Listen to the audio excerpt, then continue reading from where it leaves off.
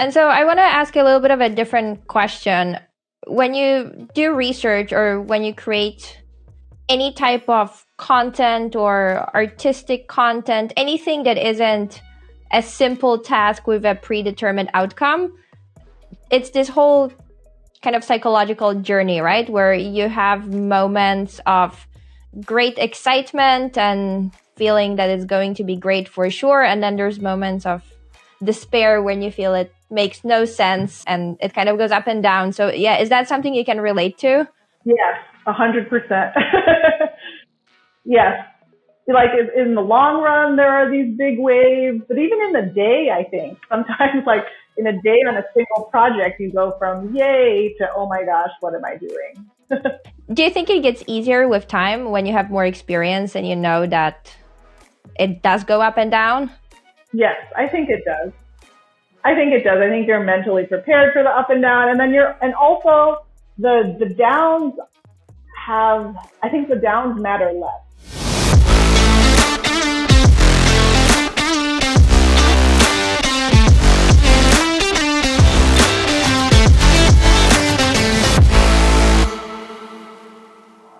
Welcome, Teresa. Super excited to have you. Thank you. We spent so much time together during the PhD, and now we don't get to talk as often. Do you want to introduce yourself? Sure. Thanks for having me, first of all. I'm Teresa Molina. I am an associate professor at the University of Hawaii at Manoa. I'm in the economics department, and most of my research, well, I guess my research covers lots of different topics. I'm a development economist, I guess, first and foremost, but I'm broadly interested in health, education, government policy, gender issues, etc. So for anyone listening who's not an econ nerd, what's a development economist? Question that doesn't have, I think, a one size fits all answer, but I think of development economists as economists who are interested in issues facing low income people in developing countries. And this can range from, financial constraints to health challenges to lack of education, lack of access to clean water, sanitation. So there's a huge range of issues that development economists are interested in. Right. And so from the issues you numbered, it sounds like many of those issues are specific to developing countries.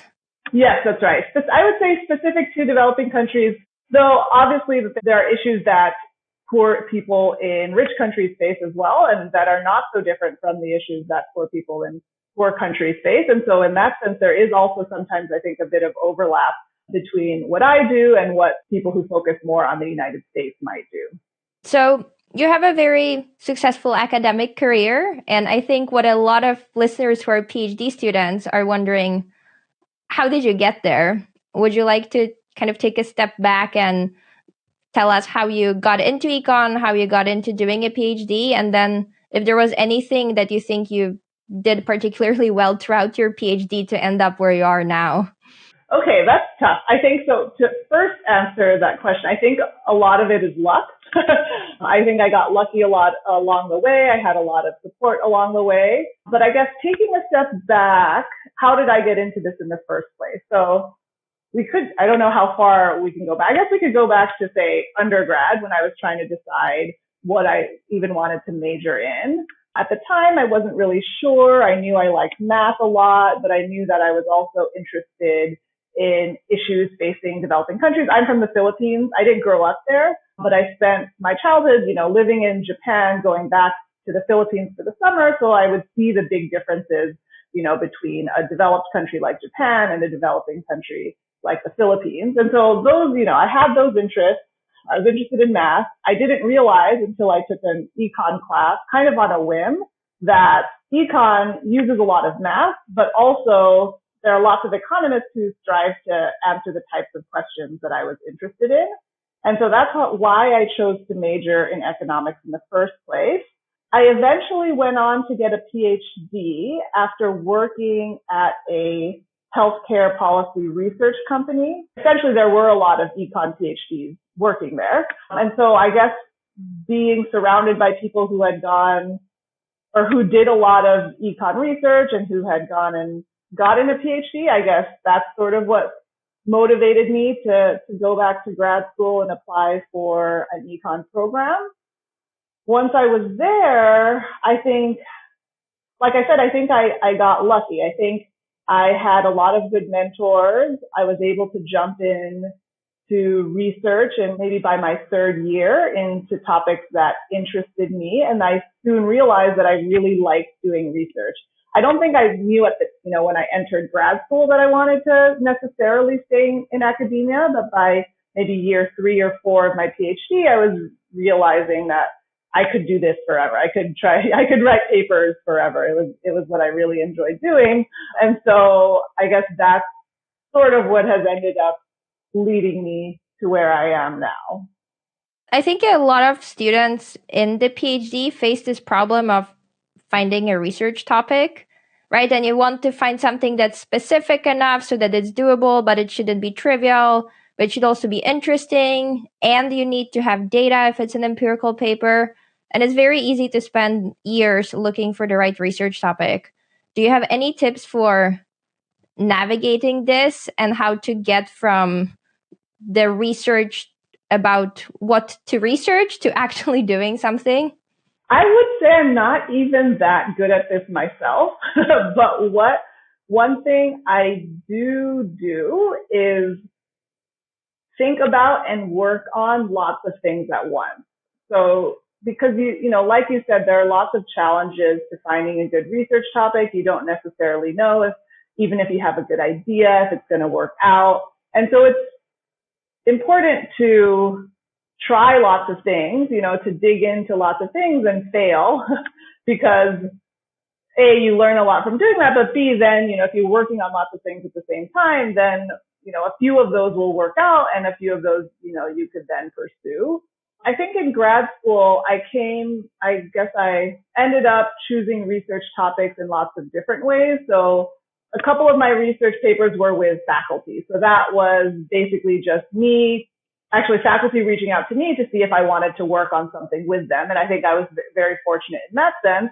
But that, obviously stemmed from me developing relationships with faculty and classes with them that I had taken. And so that's sort of one way that I got to get a little bit of introduction into the research process. And I think from there, from diving into the research process into detail for certain topics, that led me to discover, I guess, some other holes in the literature that I thought weren't necessarily addressed, right? And so research on certain topics can lead you to questions in other related fields. And so that happened to me a couple of times. A lot of the times I actually just went around and tried to search for data to see what was out there. I was interested in studying the Philippines, which at the time didn't have a lot of publicly available data. And so I ended up looking for data on the Philippines and ended up writing a paper on that. So I think there's no one good way to get to a good research topic, but I think you have to try lots of things and work on lots of things at the same time, potentially. And so you mentioned working with faculty, and obviously in the beginning, having a mentor is important. So are there any qualities you think are important to look for when you're choosing your advisor or advisors? I think it's not trivial to, it's not easy to give advice about choosing a good advisor. I think I got lucky. In the end, I kind of had multiple mentors and advisors, and I was very lucky in that all of them were great. There are certain qualities where I think pros and cons attach. So for example, I could argue that a more senior faculty member has a lot of experience and has a lot of connections and networking, and that can be really useful as an advisee. But at the same time, a more junior faculty member who's maybe more research active and maybe more up to date on the newest literature and the newest methods could also be helpful for other reasons, right? And so I think, there's pros and cons to various qualities, but one big thing that I thought all my mentors had and I really benefited from is essentially the willingness to give me their time. So whether this time came from, me sending them a paper and they would, read it over and over and over again and give comments over and over again, or just being willing to sit and talk to me about research ideas or try to work out empirical issues that I'd been having. I think good advisors spend a lot of time with their students, and that's really huge in the long run. And I would say my mentors now, I can bug them now and they will still, get back to me and give me their time. And so I think that's an important quality in an advisor. Do you think that's possible to assess before you start working with someone? Like if you were a second year student, how would you go about this, knowing what you know now? I know that's tough. I don't think it's possible to know for sure, but I think there are certain signs and signals you can get. So if you take a professor's class, for example, and then you reach out to them about whatever, right? It's not uncommon for students to reach out to faculty just to talk about research or to ask questions. And so, you could sort of see from those interactions, you could maybe predict what they might be like in an advisor-advisee relationship. You could also ask, previous advisees of the faculty members, what their experiences were like. I think that's another way to do it. Yeah. Especially people who already graduated, who can reveal information without any risk. That's true. Exactly. Yes. Actually, that's a key point. Yeah, that's very true. You obviously wrote a lot of papers during the PhD, and you also got a lot of them published. So do you have any tips for how to approach this to actually get things published in finite time? As a PhD student or as a faculty member, or I guess both? I guess both. I mean, unless there's a specific difference in the process. Yeah, maybe not actually. Well, one thing I'll say about publishing is that, again, it's based a lot on luck, like a lot of things in this career. And the reason I say that is because I think knowing that and being aware of that also helps you in the publication process in a number of ways, because if knowing that lots of things are uncertain and based a bit on luck makes you aware that, you can't put all your eggs in one basket. You kind of have to be, well, I like to be working on multiple things at one time. But it also, I think, helps in dealing with rejection, right? Because I've been rejected a lot. I've published a lot, but I've also I've been rejected even more, right? So dealing with, I think it's knowing and keeping in mind that a lot of this is very luck based, I think helps in dealing with rejection and helps in sort of staying motivated to do the additional work that needs to be done after you get a rejection and after you have to, try again to submit your paper elsewhere. And sort of maybe related to this idea that, you kind of, things are a little uncertain, so you have to be working on multiple things at once. I think time management and project management is really important when you're thinking about just, I guess, publishing either as a grad student or as a faculty member. So in academia, things take a long time. You'll submit things, you won't hear back. You have co-authors that get very busy, and so your projects might get delayed for a little while. You have data issues that aren't resolved right away. So there are lots of delays and there are lots of roadblocks. And so I think it's important to sort of keep track of all of your projects, make sure that when you're stuck on one project, you're working on a different one, or make sure you just don't drop the ball on certain projects and all that, right? I think time management and project management are actually pretty important. So do you have like a, I guess, personal productivity system? Do you have a list of tasks for each day or for week or quarterly goals? Like, how do you manage all of this? It's funny you ask. I'm actually kind of embarrassed about my personal productivity tracker because I haven't found an app that does what I want it to do. So what I have is essentially an Excel file with a list of all of my projects and then basically dates going across.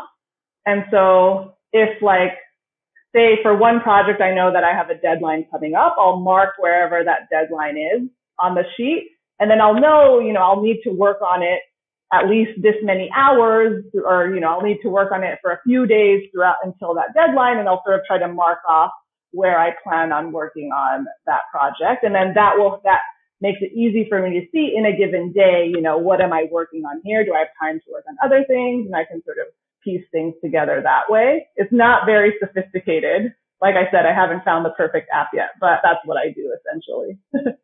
Well, I feel like with some of these apps, the problem is that it's too sophisticated sometimes, and you kind of can't see the forest for the trees. Yeah, that's true. And it's easy to spend a lot of time looking for tools, right? Or looking for the perfect thing. So I think the simple things often work really well. Yeah, agreed. So thinking about your research, I guess you already told us you work in development. Would you want to highlight some broad sub areas of the things you're most interested in? Yeah, I am most interested. So these sub areas are still going to be quite broad. I'm interested in health and education. Those are still quite broad. Within health, I would say the topics that I've ended up working on are early life health circumstances and their, the long run implications of those. So early life health shocks. What are the long run effects of these health shocks? I also have several papers looking at sort of government policies, either health or education, or even just general social protection policies and how those affect health and education outcomes. I've mentioned health and education a lot, and so I'm not just interested, I don't only work on health and education in developing countries now. I'm a little bit all over the place. I have papers on lots of different topics, and so I also work on some health questions. I have papers on health questions in developed countries as well. And so before we go into specific examples of the things you have researched, I guess causal inference or theoretical econometrics is not your primary area, but these are empirical papers. And of course, you're interested in the notion of causality for these questions. Yes, very much so. So for someone who wants to do the kind of work you do, what kind of preparation do you think they should have in terms of econometrics or causal inference? I think there's a basic toolkit, applied econometric toolkit that these days I think any good applied microeconomist should have. And the toolkit is really, it's not nothing fancy. It's, you have to know what a difference of difference is. You have to know how to use regression discontinuity. You have to know the concept of an RCT, even though you may not necessarily run one in the end. And you just have to be familiar with different ways of using natural experiments that occur in real life to identify causality in whatever question you're interested in. And so I think, obviously understanding how to use these tools that I've mentioned is important, but it's also, I think, important to sort of have the theoretical background for why those tools work.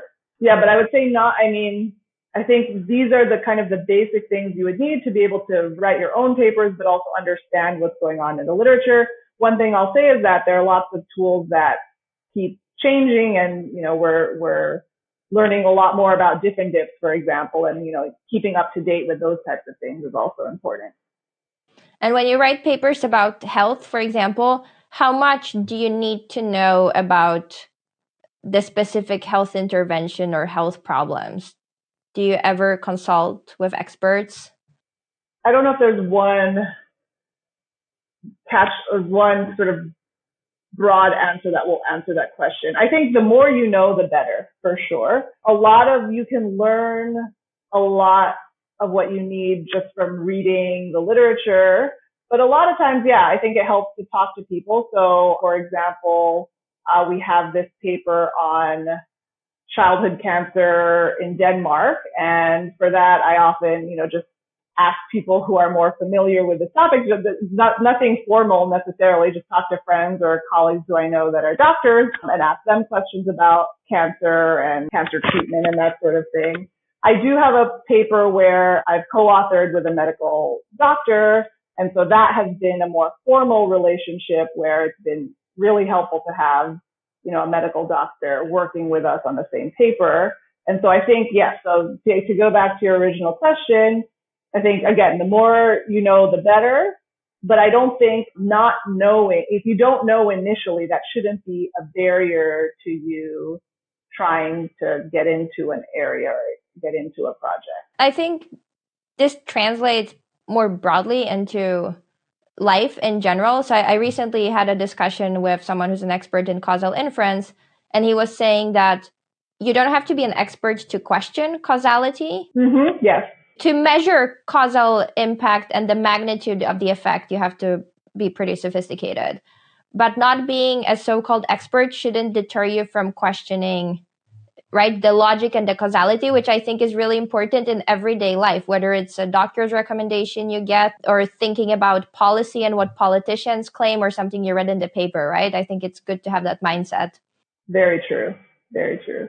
And it's something that I can tell. So I can teach this, for example, to undergrad students that have really no training yet in econometrics, right? And I think it's something that they can learn and they can really take on pretty easily, right? Because if you're just forcing them to think critically about things, even if you don't have an econometric background, it's something that they're completely capable of doing.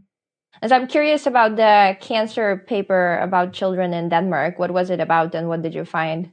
So that paper is still a working paper. We look at essentially what happens to parents. It's a little bit of a sad sort of context, but what happens to parents and their labor market outcomes when their children are diagnosed with cancer. And so part of the reason we're interested in this question is because, it's sort of difficult to tease out what happened, how parents respond to child health shocks, because it's hard to get data on child health shocks. And it's also hard to find health shocks that are, truly exogenous. A lot of times certain types of people are more susceptible to certain types of health shocks. But with childhood cancer, actually, what's kind of interesting about it is that if you look at the data, and, this has been documented in the literature before as well, the occurrence of a childhood cancer is not actually very predictable. A lot of adult cancers, are highly correlated with socioeconomic status and that kind of thing. But childhood cancer is a lot more random, I would say. It's not as highly correlated with lots of things you might think. And so it truly is this sort of exogenous shock. Anyway, so what we're looking at is how do parents respond when their kids are diagnosed with cancer. We find that they reduce their labor supply a lot, especially mothers. Incomes go down. And for mothers, they stay low for, they sort of recover, but then they do stay lower for up to 12 years after a child cancer diagnosis. But I think the more econ piece that we're interested in is the extent to which public policy might be able to mitigate some of these shocks. And we're studying this. I don't know if I mentioned, we're using data from Denmark, which has a very generous welfare system in general, social protection system in general. And they provide transfers to parents whose kids do experience a shock like this. And essentially we use the fact that the generosity of this transfer program increased quite a bit in 1998. And we do see that indeed when this generosity increases, we see that the shocks are mitigated. So total income, for example, even though market income, the amount that they get in the market goes down a lot, total income stays pretty steady because of these social safety net transfers. So that's interesting because you mentioned that the parents naturally reduce their labor supply and then they get less money from the employer, but they get money from the government. But the long-term effect would also presumably be due to the fact that when they reduce their labor supply, they don't advance to higher positions. And so when the child hopefully recovers and they don't get government funding anymore, they would be at a lower point than they had been otherwise. Exactly. Yeah. Yeah, that's exactly what we think is going on. And so, but you're saying the government subsidies, they help bring up the total income quite substantially, even with this effect. Yes, exactly. So I guess more of the mitigation is happening in the years immediately after the shock. So total income is essentially being smoothed in the initial years. I think once you get to sort of, again, 12 years out, it's not that having those transfers early on completely mitigated the negative effects 12 years out, but they do mitigate a big proportion of that initial shock. And so another paper you mentioned, I think, is looking at early life shocks and also the long-term implications. Would you want to, I guess, give us an example and talk about the details? Sure. So there's one paper that I think maybe it's also worth mentioning because it's probably the paper I've spent the most, the longest amount of time on. So this was a paper that I started in grad school and it was only published this year, just to tell you something about, the publication process. But I like the paper a lot in that I think it sort of makes an interesting point. So the question we're seeking to answer in this paper is whether public policies, again, so in this case, a social safety net program in Mexico, a conditional cash transfer program, whether these programs can help children or people who were disadvantaged by a shock early in life, if they can help those children catch up to the rest of their peers. Because we can imagine a world, and it's been established already in previous papers and in some of my other work, that when kids are exposed to certain types of shocks early in life, so for example, if their family's income is lower around the time that they were born, or if they're exposed to, say, pollution while their mother is in utero, these things can have lasting effects on their cognitive ability, on how much education they get, on eventually what happens to them in the labor market. And so that's been established by a lot of papers, but I think what, at the time that we started writing this paper, was less well studied was whether public policy can help mitigate those shocks. Because on the one hand, you might think, well, if you introduce, say, a program that supports low-income families and incentivizes their children to go to school, that might help the worse off more, in which case, they could potentially catch up. So you could also, imagine a world where these policies come in, but because there are certain children that are less disadvantaged, they're the ones that are able to really benefit from it the most, maybe for various reasons, right? And so it's not clear ex ante whether these types of policies would help the most disadvantaged kids or the less disadvantaged kids. And so what we do is we study a conditional cash transfer program in Mexico. Fortunately for us, for empirical purposes, this was randomly rolled out across villages in the late 90s. Now, at the same time, we look at an early life shock.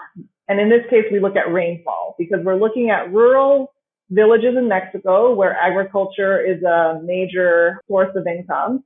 So having poor rainfall, either too much or too little rainfall in a given year, can have severe consequences for income and household resources.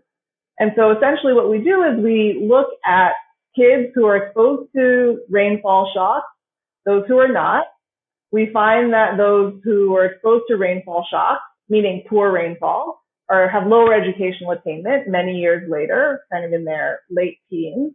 But for kids who were also exposed to this conditional cash transfer program, we find that those disadvantages are smaller. So it seems that this program it actually ends up helping those who are hit by poor shocks early in life the most. So we're sort of in that, I guess it was what I described first, the first world, where these types of policies actually can help the most disadvantaged catch up with their peers. And it's interesting, right? Because this effect would be mediated by how the parents or the guardians handle this cash transfer. Yeah, no, that's very true. And so I think that's partially why we might have predicted beforehand that those kids could eventually get left behind, right? Because if, for example, imagine, you have a child hit by a shock, maybe they're struggling in school, maybe they're struggling and they might have health issues. Maybe, in that sense, parents who then receive this conditional cash transfer might not end up investing it as much in their kid as compared to a parent that had a kid that was not exposed to the shock and had, was more healthy and maybe had more, and maybe up to that point was sort of more motivated and successful at school, right? So there are, the investment responses of the parents are an important feature here, which makes it unclear, I think, ex ante which way this would go. So I do think it's interesting that we found these mitigating effects. So when you find these kinds of relationships and in the literature in general, what's the flow, I guess, of information in the world to where it impacts decision making at a policy level? Yeah, I think it varies a lot. I think a lot of times, unfortunately, academic research kind of just stays as research.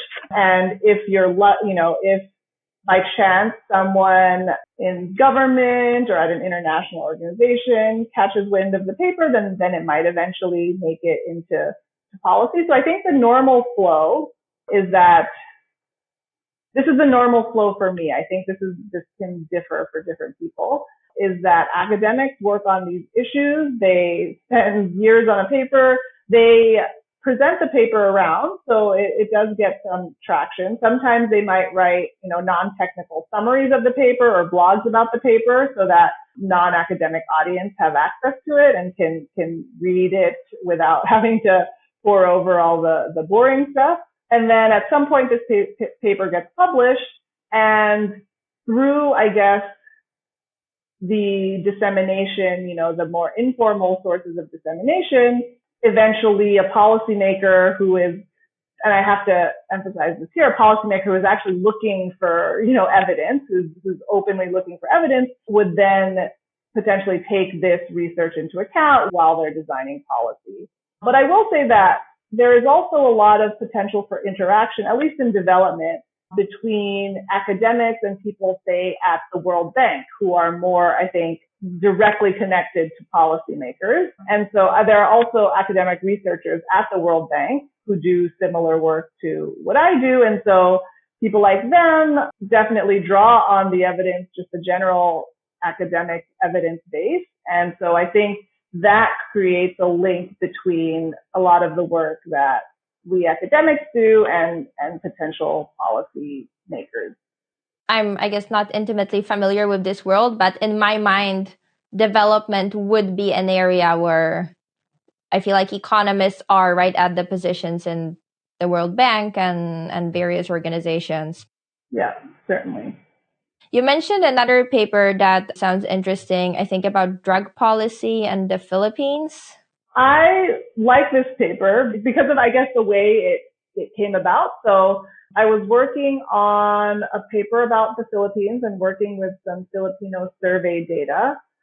And there was a question in the survey that asked, how much of a problem are illegal drugs in your community? And this question was asked in 2014 and then I think again towards the end of 2016. And what struck me, I didn't realize this was a question on the survey. I just, wanted to see what the answers looked like. And I saw this huge jump in the share of people reporting or responding that they thought drugs were a serious problem in their community from 2014 to the end of 2016, which was, by the way, around after former President Duterte, who's this whole war on drugs after he was elected. And so that led me to wonder kind of to what extent was this change due to actual changes in the drug problem or just,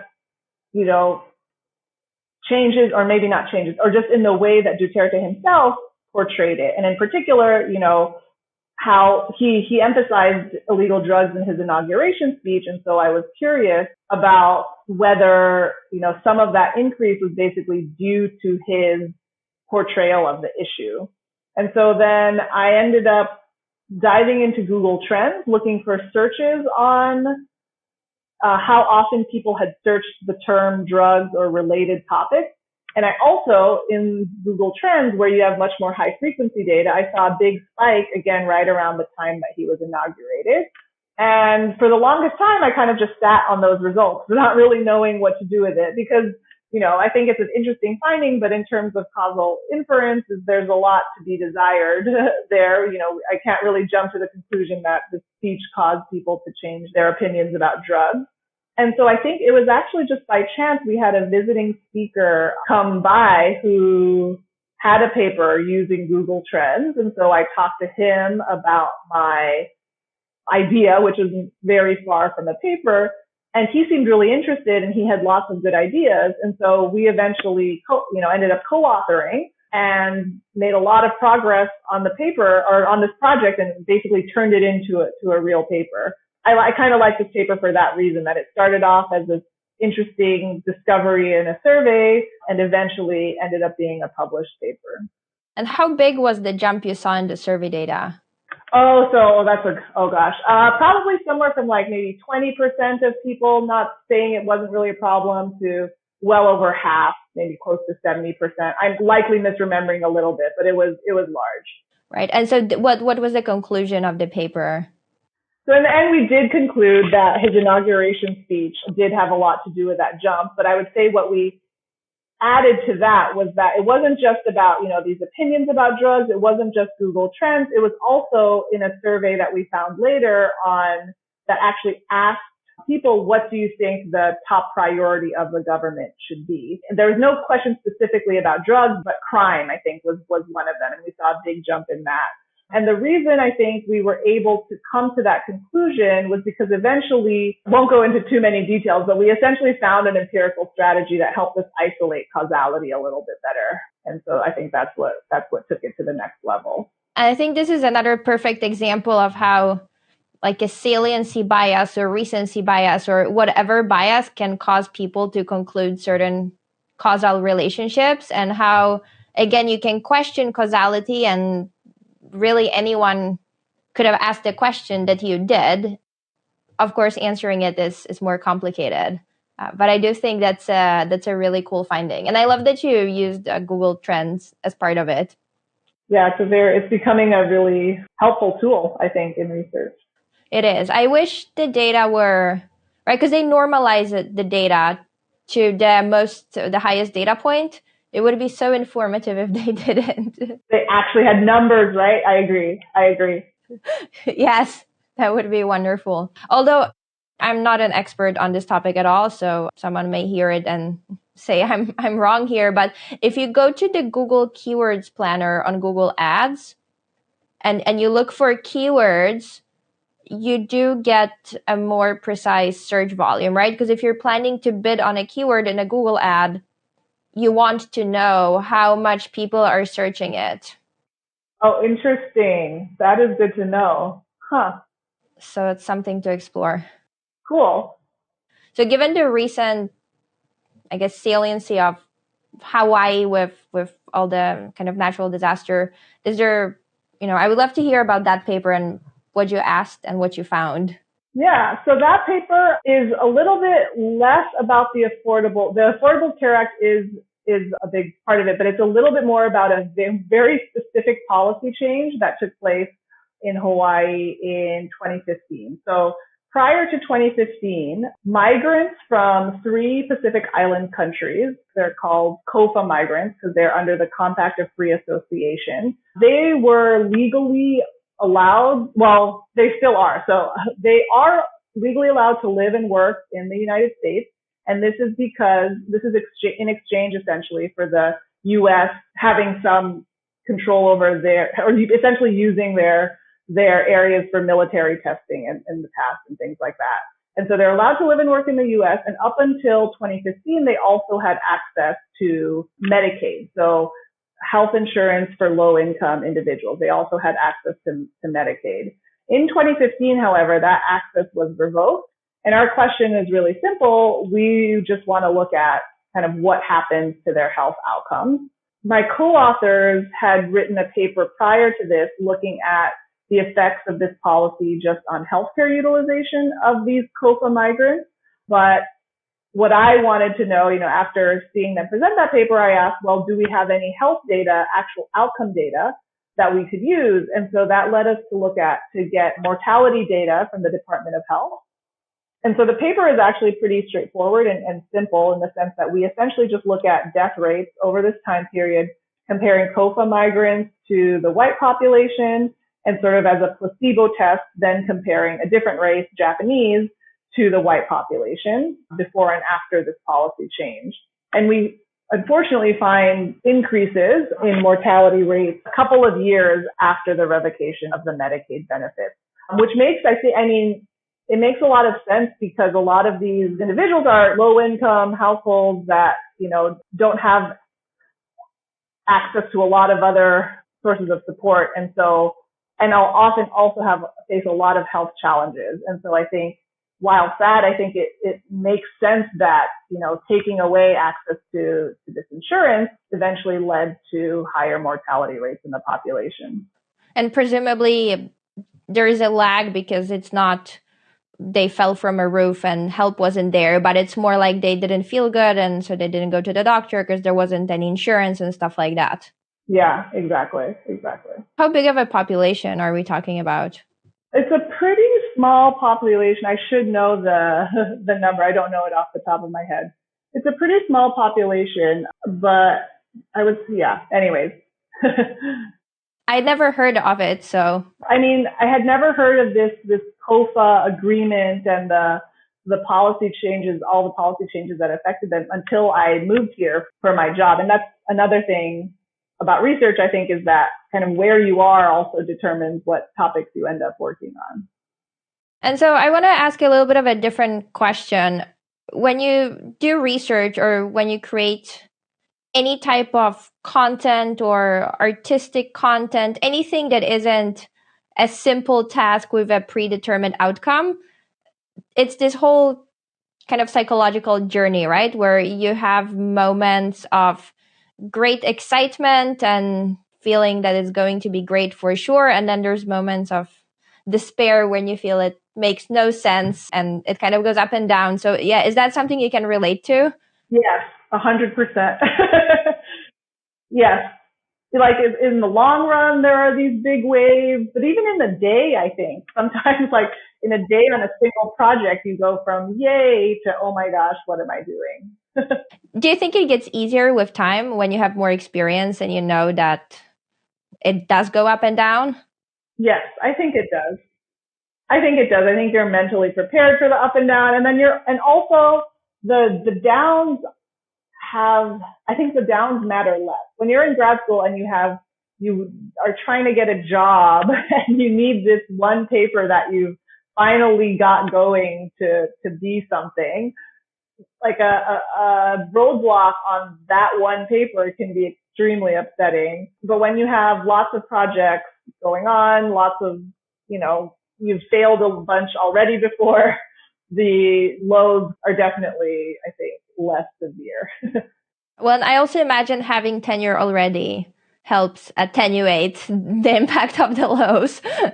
Definitely. Do you have any tips for people who are applying to academic positions? Right, because the general advice is like apply to a million, right? And it's very random and there's kind of no secret, right? Once you're applying, or is there? No, so that's the thing.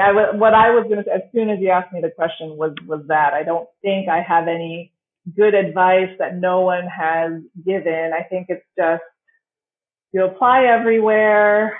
I think one thing maybe that maybe not everyone does is to talk to your advisors about, what your goals are early on, and then also kind of immediately before the job market, because they can help a lot. And I think knowing if they know what you're looking for, that can help them when they're writing your recommendation letters or reaching out to people to talk about you and whatnot. So I think working with your advisors is really important. This is why you want to have picked an advisor you have a good relationship with. Exactly. Yeah, exactly. But other than that, yeah, I don't have the secret. Yeah, well, I think if you had a secret, you could probably monetize it or do something with it. True. Very true. Teresa, this has been super fun. I don't know if there's anything else you want to add about economic research, your research, or any of the topics we've talked about? Not really. Just thanks for having me. This was really great. And I guess for anyone who's interested in this academia or economic research, I would say for me, it's a great career. And so there's a lot of variation in, what people feel about academia and their careers. I'll be the data point that says it's really great. And so maybe I'll just end with that. That's a great note to end on. Thank you. Thanks, Ida.